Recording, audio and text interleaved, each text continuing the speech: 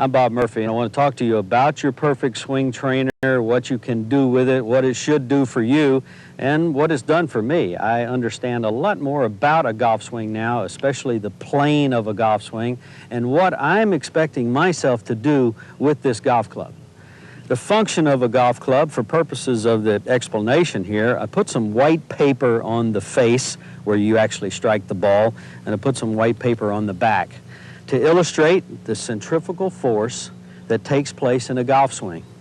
If I stand here and just rotate the club back and forth, holding it at the very butt of the club, as I swing back, watch the face of the club open up, the toe flares open, doesn't it? And adversely, as I go through, it closes. So you see white paper, white paper, white paper, white paper. Well, what's that tell me? That this club is designed to swing, and as it swings, it opens up going back. The weight, the centrifugal force of the golf swing opens the club and shuts the club. And in the middle, that's square. That's where you hit the ball, is on square. Let's understand as we swing with the centrifugal force. If I now take my grip and follow the club along the path of the Perfect Swing Trainer, what happens? At the back, the club face has opened up and it is square. As I rotate through and the right hand closes over, the club is rotated and it's square. So you're going from open to shut, if you wish. It's actually square to square. And all of this as the club slides along in a centrifugal force motion around the middle of my body, which turns back and turns through. A little better understanding about what is the actual function of this golf club when we're trying to play this game.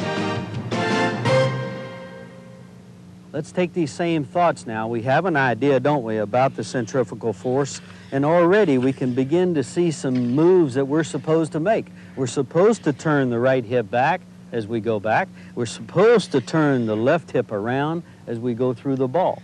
We go from a position where our back is facing the target to a position where we're actually facing the target with our stomach. So, these are a few things that we have already learned. We've begun to feel, and that's a key word with this machine, is feel. I can feel, I can sense that all of this fits in a good golf swing. Think about what you see on television, the good swings that you see on television. That's what you can begin to feel and sense, that that's what's taking place in your Perfect Swing Trainer. Now let's talk a little bit about the grip. There are a few fundamentals in the grip, and not that many. Most of you will probably buy clubs that will have what we call the victory grip, and in this victory grip there are some lines down the center. And I really recommend that you take your left hand and put the club down in front of you. You should be able to ideally see the top two knuckles on the left hand with the thumb going over on the right-hand side of the shaft. Now we're talking to right-handed golfers, of course. The grip, primary pressure, if you will, is in the back three fingers of the left hand. The index finger and the thumb don't really squeeze. They're not on there holding on. They're just along for the ride. Good pressure in the back three fingers of the left hand. Now, if you don't have a reminder or lines down the center, then when you take this grip and put your hand on the club, put the club on the ground square, take your grip to such an extent that when you pick it up in front of you, that line, the line on the face of the club, is very straight, okay, because we intend to hit the ball straight. After that, I think the right hand, the most commonly used grip, is the overlapping, where the little finger of the right hand overlaps the index finger of the left hand.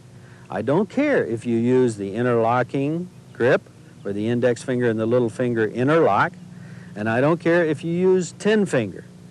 It doesn't make any difference. Whatever's comfortable, whatever works for you, that's the grip you must employ.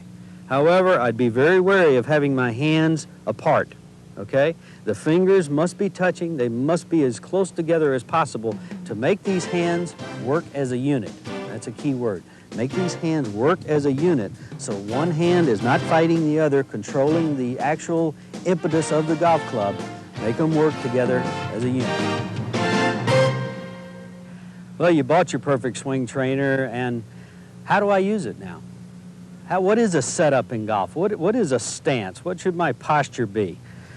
Well, a couple of easy hints for you, especially the beginning golfer, all right? Your golf club is going to determine a lot about how you set up in a golf shot, what your posture should be.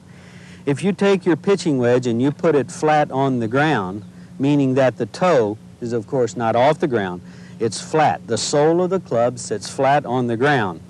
It would look like that. And to stand to that club, you'd have to be very close to it, wouldn't you? Because it's short and because it's upright. If you put a 5-iron on the ground, look at the difference. The pitching wedge sits right here. The 5-iron sits down that much lower. So, being that much flatter, obviously, you must stand further from this club. Your arms are sticking out further, and you're standing farther away from the ball. So, if you're going to use your Perfect Swing Trainer with a pitching wedge, the Perfect Swing Trainer needs to be more upright, doesn't it? If you're going to use it with your 5-iron, then it needs to be flatter, because the 5-iron swing naturally is flatter than is the pitching wedge swing. It's much more upright. Okay, let's talk a little bit more now about the posture, about the stance, and about your setup in your Perfect Swing Trainer. You've bought this machine. How do you use it? This machine is set up for my swing with my 5-iron. I use my 5-iron most of the time. I don't bother with the driver in the swing trainer or with the shorter clubs in the swing trainer. Why? Because I'm establishing what feels like a good plane to me, a good posture, good balance, and I work on the 5-iron simply because I don't want to have to be switching the gears on the machine all the time, but it's very easily done, isn't it? Let me show you the difference now. If I put the pitching wedge, for instance, on the ground, I put it on the sole where the toe certainly is not off the ground, but I put it on the sole. You'll see if I take a 5-iron right behind it and put it on the ground, look at the difference in the clubs. This club, much more upright. I would have to stand up on top of the pitching wedge to hit it. Adversely, I have to back up from the 5-iron to make a good swing. So there is a difference in clubs. Obviously, if I swing the pitching wedge in the Perfect Swing Trainer, which is set up for my 5-iron, it wouldn't necessarily fit, because if I get up close enough to the club to be on the ground, as I swing it, I come away from the machine, I'm much more upright, my arms are much higher than they are in the 5-iron swing, where the arms go back more towards over the shoulder, don't they? The pitching wedge was up here, the 5-iron is back here. So remember, the longer the club, the flatter the swing. Also remember, there is not one golf swing for everyone, okay? Everyone should have one type of swing, be it upright or be it flat. You should develop that and work on that, and that's what the Perfect Swing Trainer is about, to help you develop that plane.